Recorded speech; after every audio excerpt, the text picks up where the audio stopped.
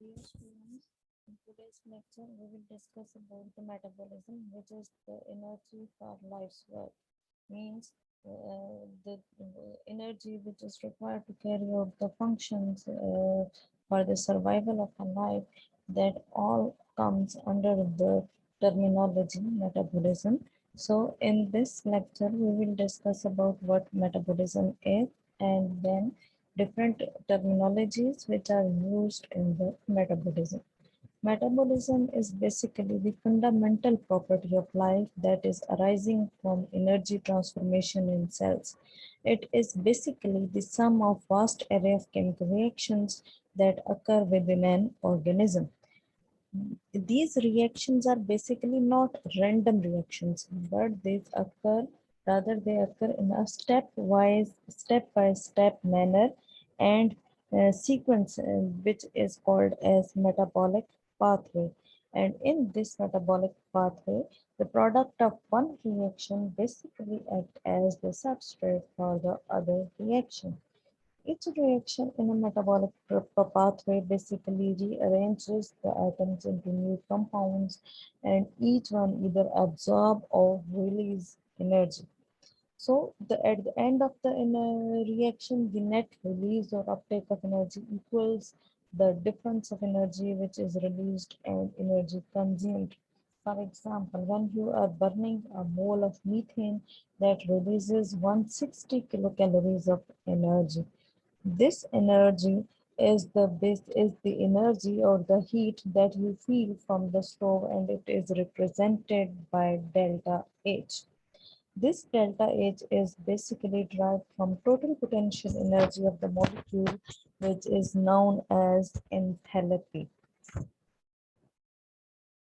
That enthalpy is basically the heat which in the surrounding, which comes from the reaction. So in these reactions, there are basically, and you all know that there are two basic types of reactions. One is the exothermic reactions and other is the endothermic reactions. Where exothermic reactions in which energy is released, while endothermic reactions are those reactions for which energy is required or needed to carry out those reactions.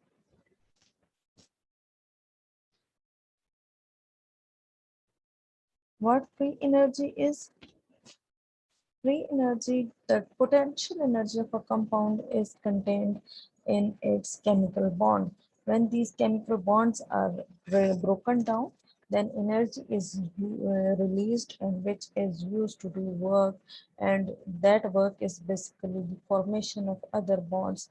The amount of energy which is available to form other bonds is known as the free energy, and it is represented by G.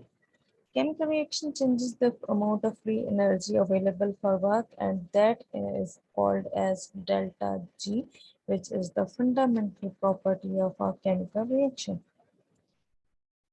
In metabolic processes, oxidation, reduction are basic terminologies which are most commonly used. So, for you all know, should be aware about these terminologies.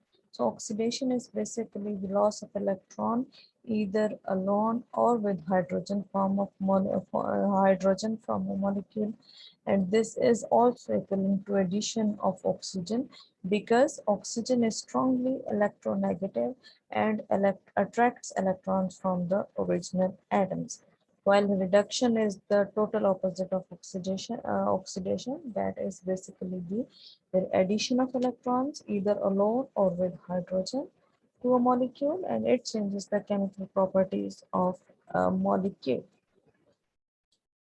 The oxidative reactions, which is basically the broken down the complex molecules into simple one, and these are also known as the catabolic reactions or catabolism. While the reductive reactions, this involves the synthesis of more complex molecules for using the simple molecules. So these are basically anabolic reactions or anabolism, and they are uphill reactions that require the input of energy.